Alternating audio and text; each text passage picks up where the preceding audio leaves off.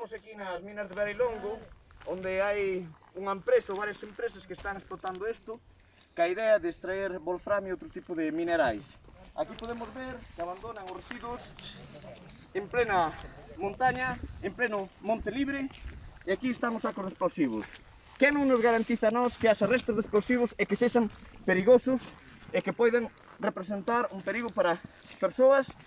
É o que está moi claro que é un perigo para o medio ambiente. Podedes ver, observar esta porcallada, porque hai que chamarlle con palabras textuais. Porcallada.